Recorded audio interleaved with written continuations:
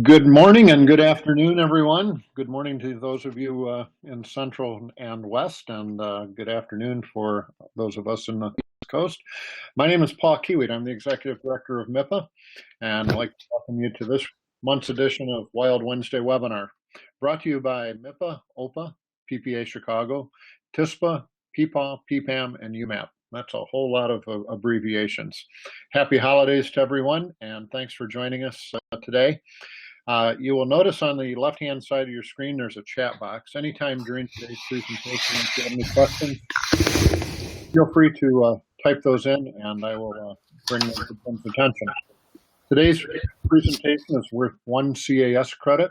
There'll be a survey at the end of today's webinar. If you'll fill that out with your PIN number, I will submit it to PPA to make sure you get credit for it. Next month's Wild Wednesday webinar is on January 27, and we'll be featuring Sage, talking about how to use all of their capabilities to really build your business. We are recording this webinar, and it will be available on MIPA's Facebook page, as well as MIPA's website later this afternoon. I'd like to welcome today's presenter, Jim Socci. Jim is the president of Artistic Toy. They're a promotional products industry supplier of plush stuffed toys, and that is their business. They specialize in our market. Jim joined the field of marketing after a career in finance and accounting, so he's kind of a numbers geek, I take it. Jim and his team at Artistic Toy are on a mission to inspire the use of plush toys in their advertising with their character. They believe every organization can tell a better brand story through character. Jim's spoken regularly with PPAI on branding, marketing, product safety, and how promotional products work.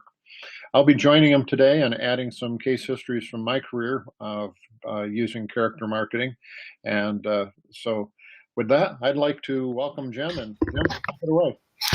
All right. First, let me say thank you to you, Paul, for providing me this opportunity to speak. Building brands or building better brands is something that I'm extremely passionate about. I'm also really excited to be jumping on the Tom Show circuit this year and getting out there to meet some more of your members. I have spent some time in the regional association leadership. As a matter of fact, on the Philadelphia board, and I think it's safe to say it's not easy herding cats, if you will.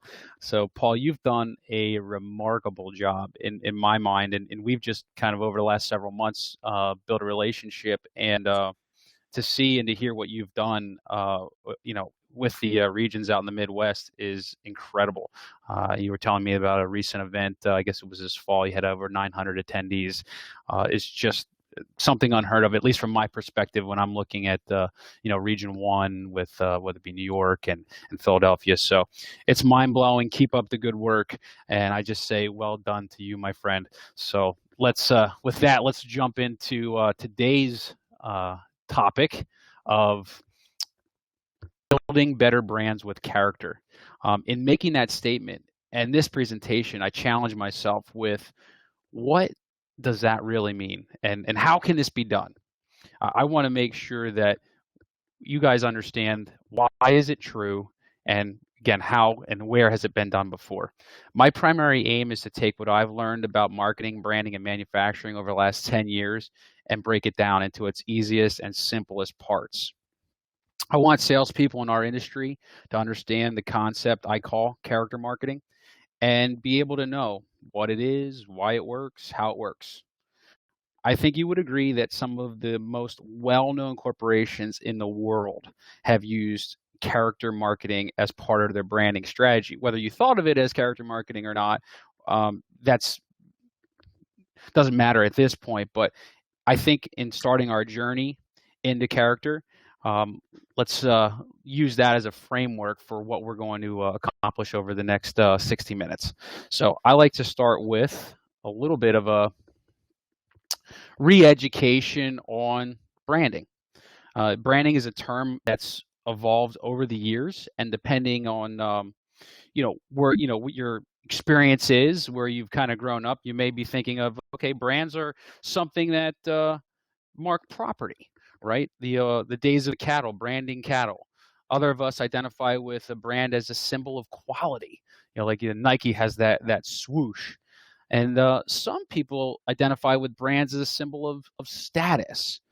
Whereas for me, and for I think a lot of the advertising world, we identify brands as the story, the entire story. So I think what you're going to notice in my slides is I try to simplify them a little bit. I don't want to use too many words.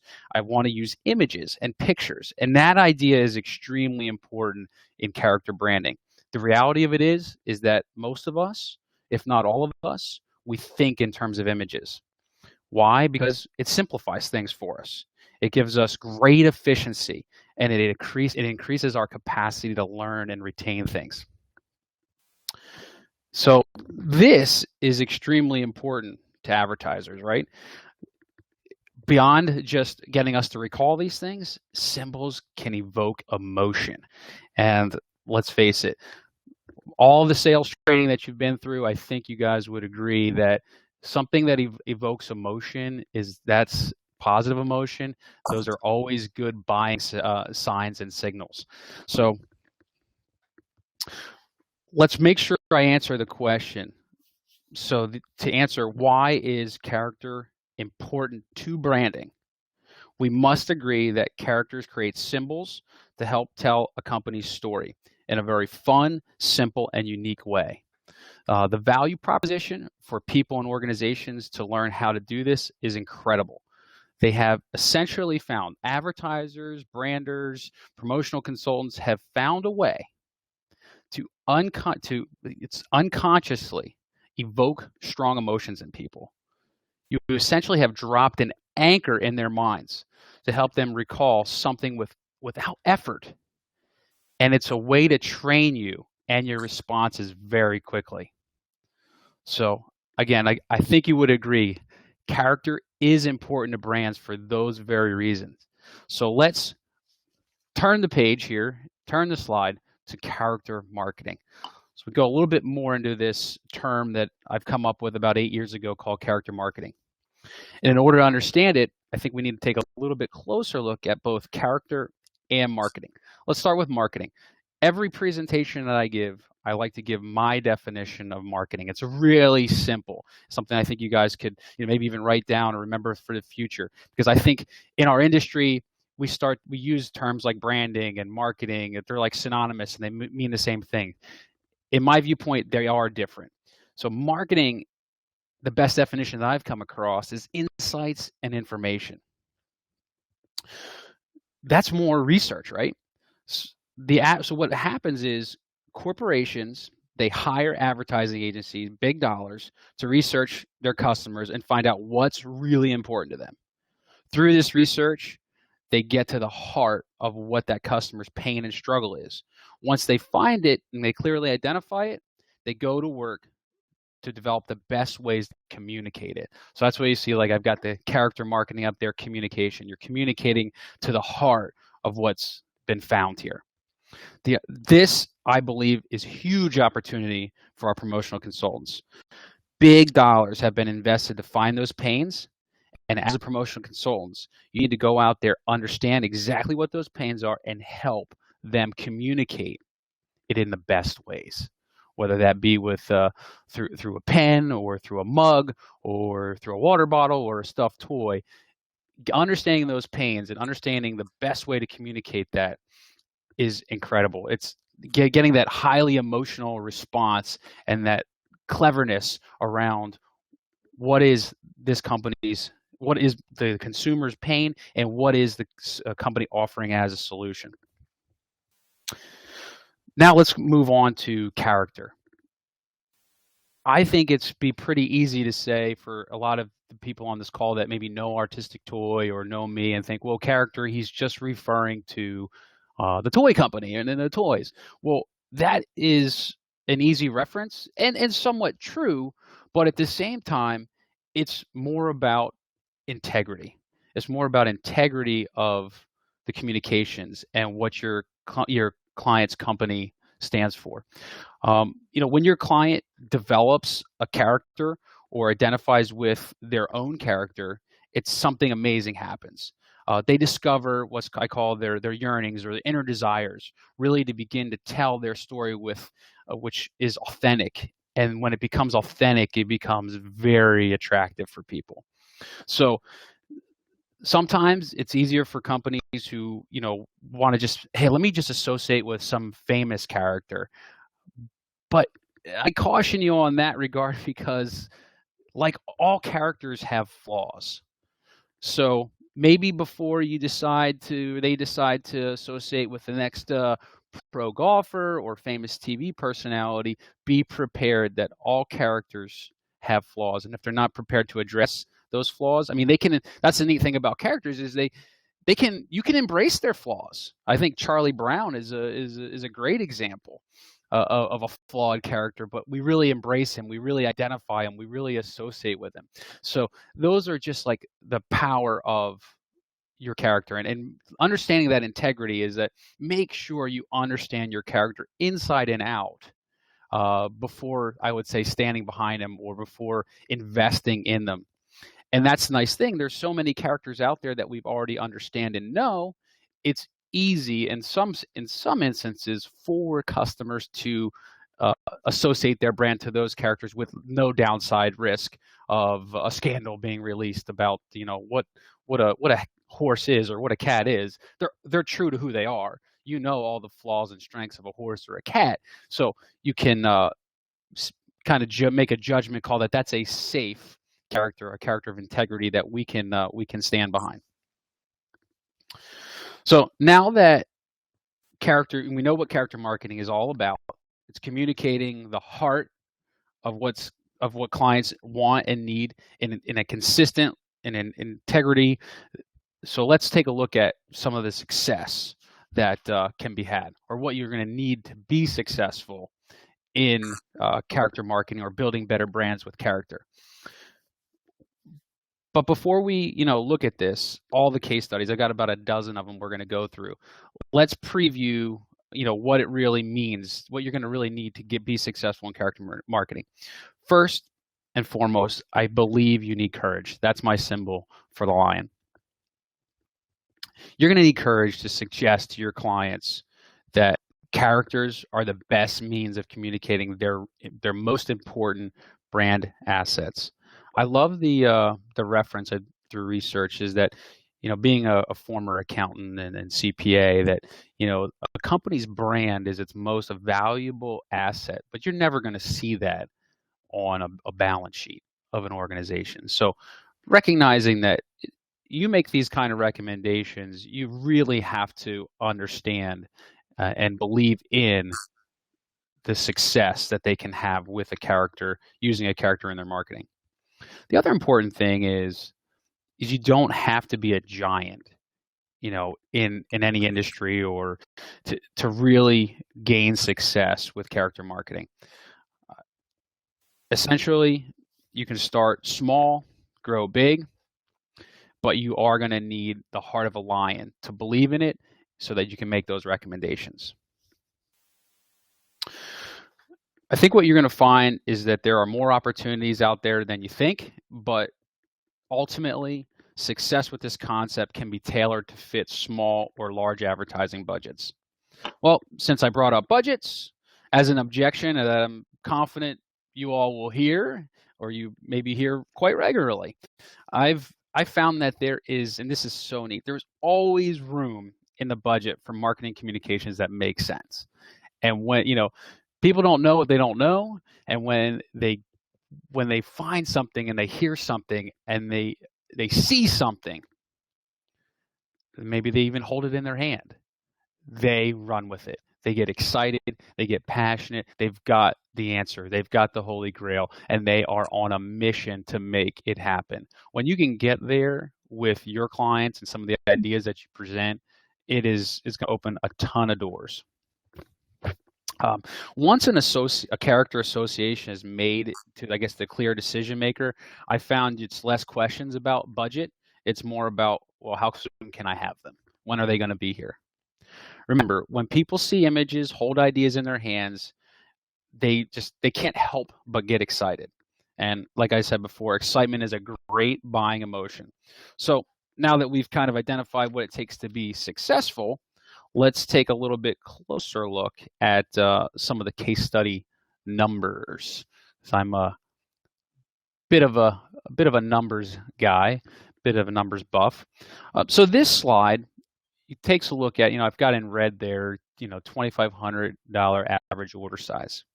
I want to caveat this is that, recognizing that the case studies that I'm going to share with you, the references come from my experience. And my experience is sort of narrow and segment, of the plush toy segment. So that means the overall advertising spend is much, much greater than what you're seeing here. But I think it's important that you know. I also look at, there's a lot of numbers there, $2,500, $5,000, $10,000, $50,000, $100,000, $500,000, $1 million. Yes, those numbers are accurate. I wasn't hallucinating when I put them up there on the screen for you or drafted this slide.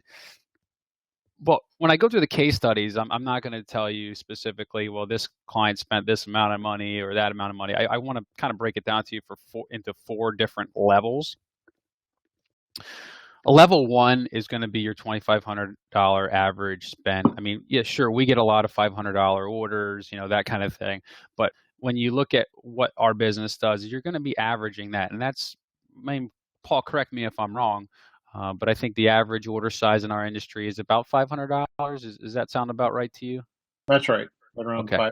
$500. So we're talking about opportunities here that are 5 times average in our industry. And to me, that's, if that's attractive.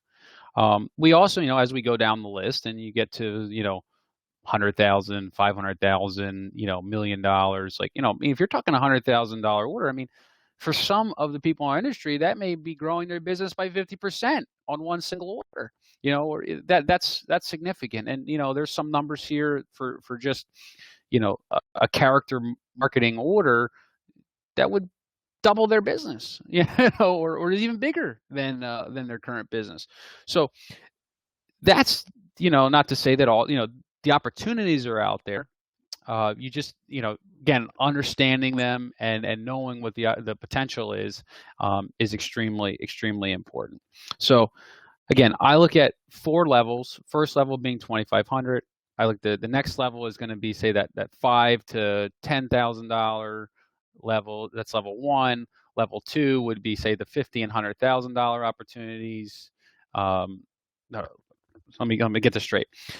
Level 1, 2,500. Level 2, 5 to 10,000. Level 3, 25 to 100,000. Level 4, 100,000 and above. So I'm going to show you some slides, some pictures of about a dozen different case studies ranging. I'm going to just show you levels 1 through 3. The level 4 examples, I think you guys have probably seen enough of them in mainstream media today. Because if I say Aflac, what do you think of, Paul? The duck. Yeah. Or if I say eat more chicken, you think of Chick-fil-A. Chick-fil-A, the cow, right? Right. So yeah, so those are really, again, those are mainstream. I mean, you're talking, millions of dollars a year being invested in those types of character campaigns. So those are the ones that, most people are familiar of. So I don't want to take time to kind of show you illustrations of those when you're kind of seeing them throughout your daily life. So let's dig into my first level 1 example. You see a St. Bernard in the background of that's a law firm, and we've been working with this client for a number of years. And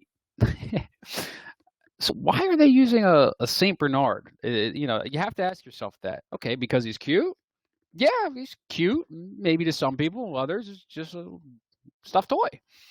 So I like to say, I want to caveat this with, well, maybe they're doing it this way, or maybe I have drawn conclusions because, remember, I don't meet with every end buyer customer, as you would imagine, as you know, but we do tend to ask questions of our salespeople that we work with, our goal as a company is always relationship building, understanding what's the ability for this to repeat, what's the potential here, how can we best service them with a program, those kind of things. So we get some more details, and sometimes we just get a lot of details from history, from a lot of history. So what's interesting about this particular Saint Bernard and character that we can learn from is that Saint Bernard. If you look at that style of dog, I mean, there's a lot more cuter Saint Bernards out there, but this company was introduced to this Saint Bernard, I would say probably closer to 5-8 years ago. It was a item that we discontinued, and they were buying hundreds of them at a time, and sometimes 500, maybe 1,000. But we just said, what? There's other cuter Saint Bernards out there in the market. We're going to kind of phase this one out. But we sold out. We kind of said, okay, we're going away from this. Well, they came back and said, listen, we don't want just any Saint Bernard. We got to have this one. And it's so unusual. I mean, they're so attached to their character. This has become their symbol that they've identified with, that they want to keep buying. So great. Those are just the facts. But what are the hidden facts? What is it that we might be missing? You're like, okay, law firm, they want Saint Bernards. Okay, well, let's take a little closer look at a Saint Bernard. What historically do people associate with Saint Bernards? Well, my research told me that Saint Bernards are known for rescuing humans from trouble. So, okay, that may be a nice association for a law firm whose mission is rescuing people that have maybe fallen into unexpected situations. Maybe they defend a lot of cases of accident victims. So that's why we kind of put in this backdrop, big rescue dogs. That's the kind of law firm that this is, and it kind of is a nice association between what they do as a law firm and this character of a Saint Bernard coming to the rescue of humans and of people. So that's that level 1 case study. And again, what's nice is it started off, a couple of hundred, and now they've used it for so long, it's just become part of their identity, part of their character. And when it still to run it now, we say, listen, we don't make this dog anymore. We'll certainly make it, but it's going to be at higher runs for you. This is what it is, blah, blah, blah. And off they go because they're so committed to the character. So that is level 1 case study. Now, moving on to a scrub bear, healthy living. So this is another level 1 case study. Hospitals are organizations that promote wellness. I believe you would agree. But let's not forget the health industry and hospitals have become highly competitive, which means they need to provide an incredible experience. They've got to distinguish themselves from others. And part of that is emotions, right? I mean, people enter doctor's offices and emergency centers highly emotional. So in order to calm some of those volatile emotions and create an environment that is comfortable, secure, safe, loving, they're feeling the care and affection that they're not getting right now at this point in their lives. This sends such a profound message to those people. So the teddy bear we call it the scrub uniform, printed with the hospital logo, pretty much says it all without really saying a word. Isn't that? And that's what I feel is so interesting about characters. We can sit here and wax poetic about what our brand is and what we're going to do and da da da da and what our mission is, and while this character stuffed toy in this instance says, I'm here for you, we got you, don't worry, we'll be right with you. That's the kind of message that's extremely valuable to these organizations. Next, we jump over to, this is another level 1 example. And what's neat about a lot of these examples is these level 1 examples tend to repeat a lot and they tend to grow. So here's a bear that's ready to make some noise. Every year, there's a payroll processing company that we work with. And that's what's neat, right? I mean, when you think of a teddy bear that's all dressed up in a, this outfit or that outfit, you're not thinking payroll processing company. What do you, doesn't make, I don't see the connection here. So this payroll processing company happens to do a destination event, a national meeting every year. And as part of that experience that they want to create, they have created a collectible that designates the location. So they had a conference in Texas where we've done a cowboy bear. They have, this one was for Tennessee, Nashville. So that was a guitar bear. And this year we're developing one with an astronaut uniform because it's going to be maybe Washington, D.C. Smithsonian. So those are the kind of things, you're talking, 800 to 1,000 attendees each getting one of these products is, year after year is an extremely, worthwhile tool, and see how they're communicating, with their character. All right. So next, now here's where we, again, moving into a level 2, law enforcement. This is, again, another area that invokes a lot of emotion. Something about people risking their lives for others brings about, a message of comfort that's best spoken, I'd say through our trooper bear. What I want to highlight too is that, what is going to take you from a level 1 promotion to a level 2 promotion, obviously, is quantity, but it's digging deeper into those customers' pains and needs that says we can use this product here, here, here, and here. Once we have, an understanding for what is the volume capacity, what's the distribution channel look like, and where this is going to provide benefit throughout the organization, where you've got that, single use event, national sales event. Okay, that's one thing, but where else could it be used? I mean, the bear decorated just for the, location, that's more of a once and done. But if you look at the troopers, they're going to say, we're going to use these on our education days. We're going to have these as special holiday gifts. We're going to have these in the back of the trooper cars. So when we run into a child, we're going to have those. We're going to do some fundraisers. This would be a great fundraiser item. This is going to be a great collectible for the chief and for his staff. Those are the kind of, so now once you've really penetrated that client, recognizing that, their annual usage is in the thousands versus the hundreds, that's certainly going to bump you into that level 2 promotion. So let's take another look. Here is a more custom. So what I was showing you kind of out of the gates are more items that are, carry out of stock. These are things that we can deliver, say, in like 10 days versus something that's going to take a little bit more development time, on your end and then on the client's end.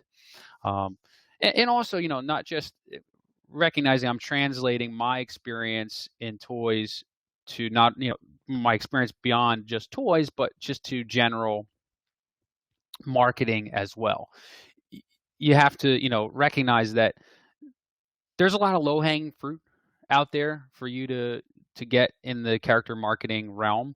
Again, recognizing, where in your clients' marketing reach, their needs, does a character make the most sense? And then from there, is it best represented in the form of a toy or a bobblehead or, some other form of character that you can bring to the table for your client?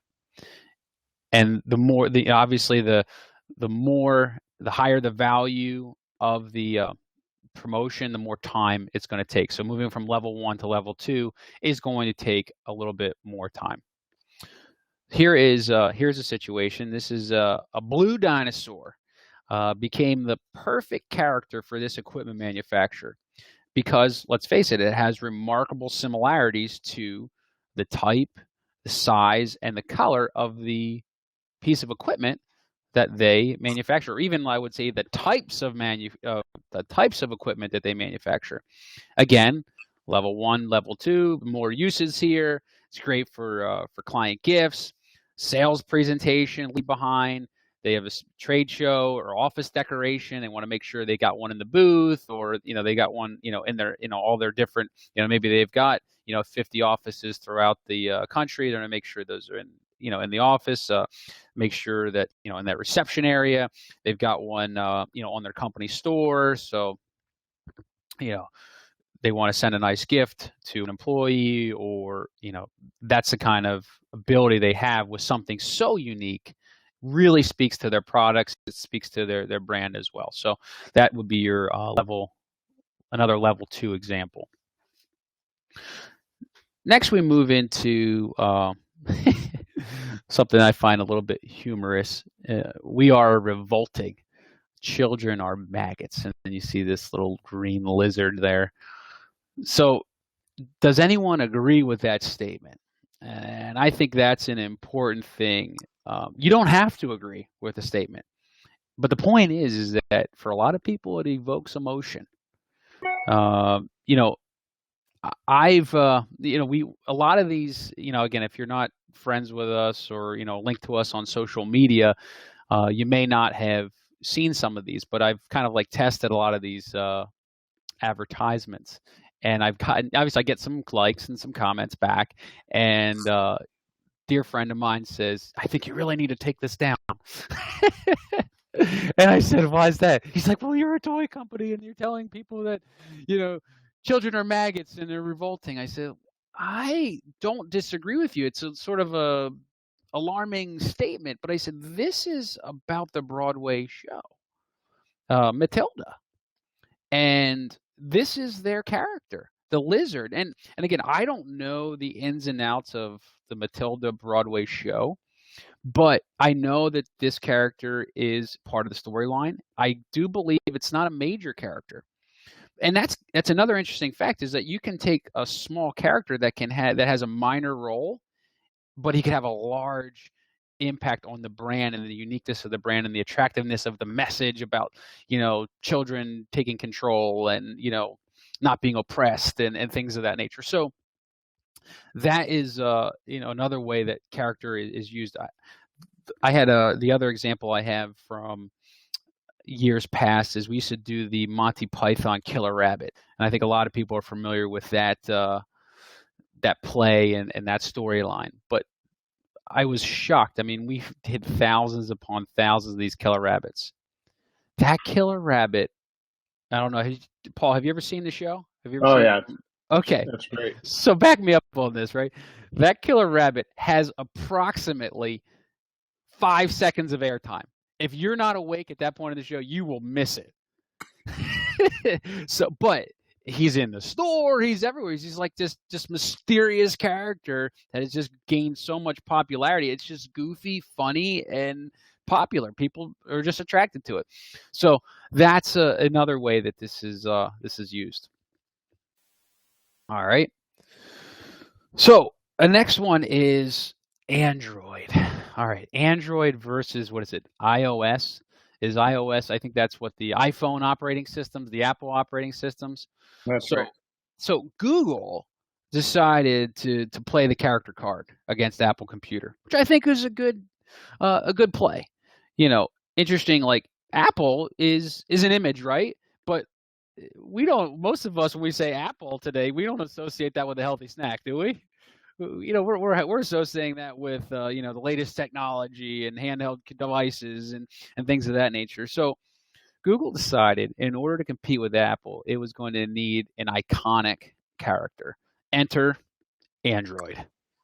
He's everywhere for all of those Google users out there. I mean, I guess, or Android phones, and again, I don't know if it's almost become so embedded these days. It's either Android or Apple that we recognize that character. But I think you take something like, to most of us, it's just technology. It's just technology. It's this commodity. But you're either an Apple user or you're not, or you're an Android user. So they needed mind share. They needed to build a presence, and I think they've done a pretty well job. I mean, obviously their product quality and their operating system support it, but they needed something people could immediately see and say, "Ah, that's where I go. That's what we use." And this character, the neat thing about this character is he's what they call an open license character. So they developed him, but they said, like, Motorola, yeah, you want to use Droid? Go for it. HTC, go for it. Google, yeah, you guys can use it. He's an open license character, which is, a very interesting spin, and because they were smart in doing it, because they want people to associate to their brand. So this version, this rendition of the Android, we refer to him as the fluffy droid. And where you might, and again, I should probably caveat this, is now we're moving into level 3, case history, case study. So this guy, you might, well, where can I love it when people call me, so where can I buy that? I want to get that fluffy little droid pillow. He's cute as can be. And that's really neat when brands can develop into what I call lifestyle. That people, they associate that quality, and they want that lifestyle. They want that anything associated to it. They get really personally attached to it, and they can actually sell, their products and their brands beyond just their operating system, right? But interestingly enough, you're not going to find that that droid necessarily for sale. I mean, if you looked hard enough, you might find them, but um, someone on eBay or reselling their collectible. But Google has come through and said, you know what, we want these droids as recruiting gifts on college campuses. So there's just an application that, for one way in which they turned their character into a stuffed toy for for recruiting purposes. So find that very interesting. I mean, they've well established the character, so he can go in a lot of different directions. Next is Huggable Hope. This would be probably by far one of my favorite examples. This is Gabe's chemo duck, and he embodies what I believe to be real character from, I would say, inception to eternity. A young mother found out her son Gabe, 2 years old, had cancer. She was battling, the confusion, the meaning of life. How do I connect with my son who's just learning to talk but can't express everything verbally to me? So she develops the chemo duck as a communication tool between the doctor and the patient, her son, as well as the parent and child. So the duck has, you can't really probably see it too much from that picture, but he has a real chemo port in his belly. So the doctor gives treatment to the duck first, and then to the child. As part of this character story, the child names his duck. The parent asks, "How's Gabe the duck today?" or whatever they named it. How was the treatment? How is the duck feeling? Back and forth. And it really helps, Gabe, Gabe becomes now the hero in the story, because Gabe was 2 years old. Now he's like 9 or 12 or whatever. Now he's conquered pediatric cancer. And now their family is on a mission to help, other families, and thousands upon thousands of families right now with these ducks. They produce thousands of them annually, and they're an inspiration to everyone. It's a absolute incredible story of hope. And these they manufacture them. Not only like do they get their costs covered in this, but they've also they're also given to certain people. People can buy them for other people, send them specifically to hospitals. There's all kinds of really neat things. I mean, you've got this education tool. It connects with the child. It's just a win-win-win kind of situation for everyone. And again, I think it goes back to the story. There is a real strong story and association. And many times when I give this example in presentations, I typically get a phone call or an email that says, "Where can I get that duck? I know someone. I need to get that for a friend or a family member who's recently run into that similar situation." So I always like to make sure we put that in here. And again, this is a great example of a level 3. Next is retail fun. So this will be the kind of the last slide before I kind of transition over to Paul. But recognizing that you might think, oh, this quick serve mini mart type gas station restaurant, why are they selling brands? Why are they selling these stuffed toys? Like, okay, like these, okay, one's a goose. Okay, so they've got a goose in their logo. I see the connection. And then the other one is a smoothie, which, okay, they sell smoothies. So like, oh, no, they're probably just selling them in the store. No, they're not. And to me, that's what's really interesting is, again, how they're using them. They're not just mass producing these to sell in their stores. That's just not their market space and what they believe they want to put in their retail environment. But what they are using them for is in-store displays, employee gifts at grand openings, gift with online purchases. And the other thing I like to mention about this is that we get a lot of requests sometimes. It's like, oh, here's a character somebody in the company developed. Can you make it into a stuffed toy? And I really caution that. There's not a lot of organizations that I would recommend turning the product, or in this case a smoothie, into a stuffed toy. It's typically really challenging when you take take very realistic products and turn them into kind of stuffed toy characters. It can be done, but recognize the play value is often limited. You're not necessarily going to get that return on investment, or have the huge distribution chain that you would need. Thousands upon thousands of them needing to be produced. If there's, say, like the bank or the credit union you work with comes to you and says, hey, we just came up with savings guy. We'd like to make him into a stuffed toy character. We think this would be a great character marketing opportunity. I just like to caution that, because, again, if it's that bank that has a dozen branches, sometimes that's just not enough bandwidth to really invest in a character and really do it right. Because, like, I always like to use Walt Disney as an example. Mickey Mouse, he's cute, he's well known, but he's got a remarkable story. He's got the animations, the fun, the laughter, the silly things that he does. Like, there's more to the character than just his appearance and getting him into this form or that form. There is more to the story of the brand, and the more connections you make to that, the more value you get from your character, the more that people will see they can invest in that character, to making it a symbol, again, like we said in the beginning, to what they stand for. In many cases, it's a lot easier for people just to make associations with their brand and a horse or a dog. So that's what again, that's kind of my recommendation. I think, it's important to study these case study examples, because advertisers' messages, because you will be unlocking, I believe, lots of opportunity for character. And that's inside and outside the plush toy arena. There is, when we start understanding, again, some of those pains, some of these business models for organizations, and we'll recognize that, hey, you know what, this may be the perfect, I've got to at least put this in my bag, put this in my presentation to them about what they could be doing to help communicate some of their important messages with character. So with that, Paul, I'm going to toss the baton right. to you, and we can maybe dialogue a little bit about Tomcat.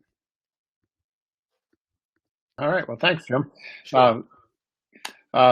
We're showing the custom plush Tomcat. A couple of years ago, the TISPA, the Tri-State Promotional Products Association, OPA, the Ohio Promotional Products Association, and MIPA, Michigan, joined together to create the Tom Show. And it was just kind of a whimsical name, the Tom Show, as we were trying to come up with something that was really going to stand out and be different. It's almost coincidental that it's TISPA, OPA, MIPA spells out the word Tom. And of course, PPA Midwest has joined us last year and is again with us this year in having a single brand. But having a name like Tom first thing that came to mind was a tomcat, and we created the tomcat character. First year we did a custom designed stress toy in the shape of the tomcat. Last year we had a backpack with Tomcat's face and ears on it. And this year, very generously, Artistic Toy has been our main sponsor and has created this custom plush Tomcat. What this does is it really brings to life the whole initiative of the regional associations cooperating and working together and having a center point. We have large standee displays of Tom, and he really becomes the spokesperson for the show, as well as a highly desired collectible. At this year's show, which is the week after Expo, starting in Cincinnati on the Tuesday afterwards, traveling through Ohio to end up on Friday the 22nd at Troy, Michigan, and then moving over to St. Louis and Kansas City the following week. Regional members who come to the show will be getting their own plush Tomcat, and brings a lot of quote unquote character to the event, and some long-term branding. One that if anytime any of the other regionals wanted to participate with us, we've got a single brand to work around, and the Tomcat really creates that. Jim spoke a lot about the opportunities, and plush is something I've really enjoyed working with, because the creative possibilities are pretty much endless. Back in 1992, we created this giant strawberry to reinforce a southeastern brand of jams and jellies that was owned by Borden at the time, called Bama. They had their Bama festival, or their berry festival, and we created a giant plush strawberry with a smiley face.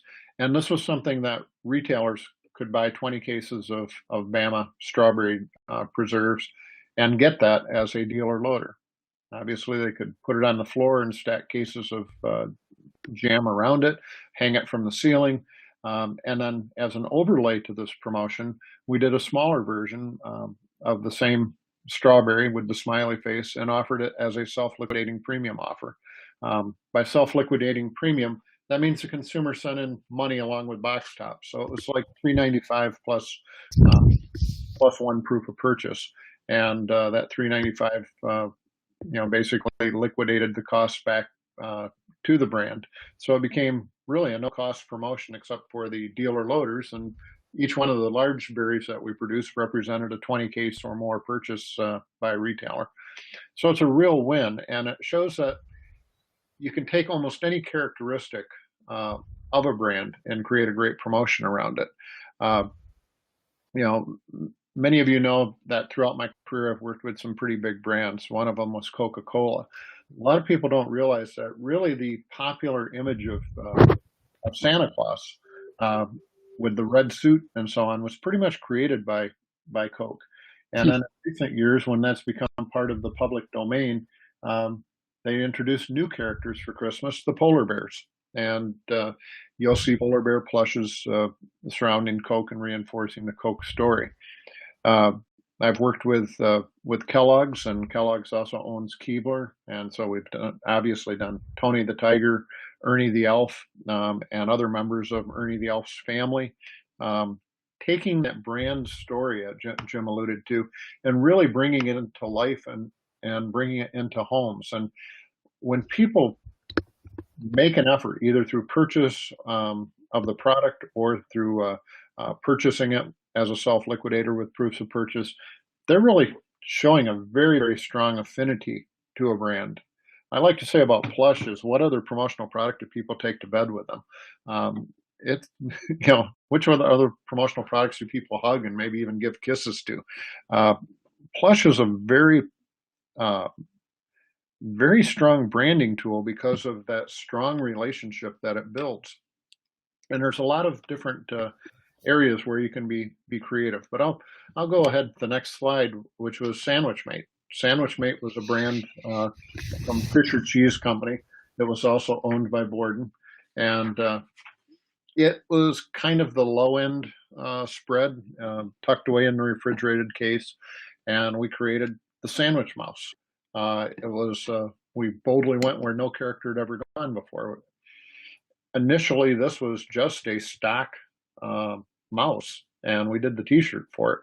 We ended up doing that T-shirt in a baseball, full-size baseball shirt, which the employees used, their softball team wore. We're able to do a lot of different spin-offs on it, but this was an extremely low-cost promotion for Sandwich Mate, and gave them a very unique look. We're able to work with our plush supplier and retire that particular model, so it became only the Sandwich Mate mouse, or the sandwich mouse. Again, it shows that you can just really create something and create a brand story around it. And as you can see by the offer, this was also a self-liquidating offer where the consumer sent in their proofs of purchase and some money to cover postage and handling and the cost of it. So very low cost to the brand. The other thing you can do great with plush is to bring stories to life. Jim mentioned Aflac, which immediately brings the duck to mind, an obvious one for a character. The cow for Chick-fil-A is an obvious character. Cadbury Schweppes came out at Easter time with the clucking bunny, with the Easter bunny that clucked, and we created a plush toy around that. A plush toy that not only was just a plush toy, it had a sound chip in it. So when you squeezed it, it actually clucked. I've mentioned Borden, and I've worked with Borden for many years, and their history goes back to Elsie Cow, and actually Elmer from Elmer's Glue, which was also a Borden brand, was Elsie's husband, and they actually had 2 children as well. Those were retired back in the 40s. But a lot of people remembered them, and so we had recommended to Borden that they bring back Elsie the cow, and it wasn't a plush. This was a bendable toy character, but we went through over 50,000 of these little plush or little bendable Elsies. And speaking of eBay, if you go to eBay and type in Elsie, there's a good chance you'll find that people are still trading this collectible online. So very, very powerful. One of the things that as a distributor, you can be doing to create some sales for yourself. And that's one thing most of you have heard me speak before. I'm very much about need creation rather than need fulfillment. Need fulfillment is when your customer comes to you and says, hey, I need 144 water bottles for this event, and quote on it. And what you're really doing is opening yourself up to being bid out and having other people quote on the same thing because they're supplying the specs. Need creation is when you come to the client and say, hey, I've got an idea for you. And that's a lot easier to protect. I used to put a statement on my proposals stating that I owned the concepts that I delivered. And with most of my clients that worked, some of the larger ones that we had contracts with had it in the contract that basically stated there's no such thing as a new idea. But for most of your clients, you can put right in your proposal, I'm going to show you a great idea, but I own the idea and it's up for me to execute. And so when you think of the case studies that Jim showed you, I mean, I can think of immediately going down to the local community theater, taking a look at the upcoming year and coming up with plush ideas around those theater themes. If it gets too specific, like the killer rabbit in Monty Python, there's going to be some licensing around it. But a lot of other ones, you could come up with a character. If local community theater had Oklahoma as part of their season package, you might do something with a horse or a cowboy around that and help them promote selling season tickets. You know, the old dating question of, you know, if you were a flower, what flower would you be? You might ask your clients, if your company or if your brand were an animal, what animal would it be? And then that just opens the door to go right into a stock animal that Artistic Toy would have available and customize the clothing that goes on it. Very inexpensive way to really create some powerful branding. But when you think of different animals, Jim mentioned that when he sees a lion, he thinks of courage. I see a golden retriever, I think of loyalty. You think of a monkey, and you think of fun and amusement. So all of these animals have some different characteristics that you can start applying to your customers' brands, and then come to them with an idea. Um, he mentioned Google using the Android for campus recruiting. Think of all of the colleges in your area that are trying to bring students in for open houses. It could be their mascot, or it could be something related to the special majors or the special offerings of that community. And speaking of communities, maybe your community has a convention and visitors bureau and something that stands out, and they want to reinforce. Grand Rapids, where I live, has the river and uses a lot of river um, allusions. We might come up with something very creative with a custom trout, or we're Beer City, USA. Perhaps we could do something fun with a German character, with a beer stein. So really open yourself up to be thinking creatively. Because characters are extremely powerful. Harris Bank used to have a lion, and they've since been acquired, and I was in Chicago, and they seem to have lost all of their quote unquote, excuse the pun, character since they've abandoned that. So I'm getting pretty excited about just the ideas that start flowing with this. When I had my company, um, my distributorship, we went with a kiwi bird logo. My last name is Kiewiet, and one of my creatives came up with, he said, I hate to offend you and at risk of offending you, but what if we did something with a kiwi bird? We used the kiwi bird for our logo. We created a character around him. We even bought a mascot suit. We became the unofficial mascot of a AAA hockey club in Kalamazoo, the Kalamazoo Wings, who were the affiliate of the Dallas Stars. And the kiwi bird skated between periods, shooting T-shirts and promotional products to the crowd. So there's just so much you can do when you get into character and building brands around character. So I really challenge you to think creatively about the characteristics of the brands of your clients, and come up with some great ideas. And that's my part, and we're running close to the hour, so I'm turning it back over to you, Jim. Thanks, Paul. Those are awesome examples. I know we spoke briefly, when we prepped for this, but wow, great job in, telling that story and reinforcing, your own personal experience. I have my personal experiences from, my company and my industry, but you have the experience from being in the driver's seat as a sales company and sales organization. So that's extremely powerful. And as I hear that need creation, that is awesome. Um, and I think what's neat about the stories that we've told today is that I think you see that there's a lot of low hanging fruit out there, and then there are also some strategic things that you could go that salespeople could go after, and that's why we've developed the Artistic Toy Character Marketing Sales Playbook. Um, I co-authored this with a very successful salesperson in our industry who sold character campaigns much the same way as Paul. And these are in the level 4 arena. So, my experience, as in, from finance and accounting, again, isn't the same as someone that's been out there actually selling and making these presentations. So from his experience and my experience, we're able to put in writing, it's about 20 some page playbook about what's the right company selection to go after? What are some of the best practices in terms of prospecting? What are some sample proposals? So if that's something that you think you'd like to pursue, please send me an email, and I'll be sure to make sure to email that over to you. So with that, I mean, like you said, Paul, I think we're at the end of the hour. Just I'd leave you with my final thought that if you or your client has something important that they need to say, that they have that important story to tell, I would say it with character. Fantastic. Thank you, Jim. I don't see any questions in the chat box. There's still time for you to do that.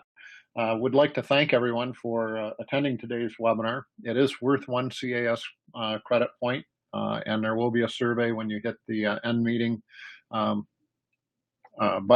And if you provide your PIN number, I'll submit that to PPAI so that you get credit for today's webinar. Once again, next month, it's January 27. We're going to be having Sage doing a very interesting presentation on a lot of their capabilities, how to create presentations, higher level and advanced search techniques, and things that will really help you build your business. So watch for the details coming out on that very soon. And with that, I'd like to wish everyone just a safe and wonderful holiday season. Enjoy it. Take a deep breath and get ready for 2016 because it's going to be a good one. So thanks, everyone, and look forward to seeing you all next month. Have a great day. Thanks, Jim. Thank you.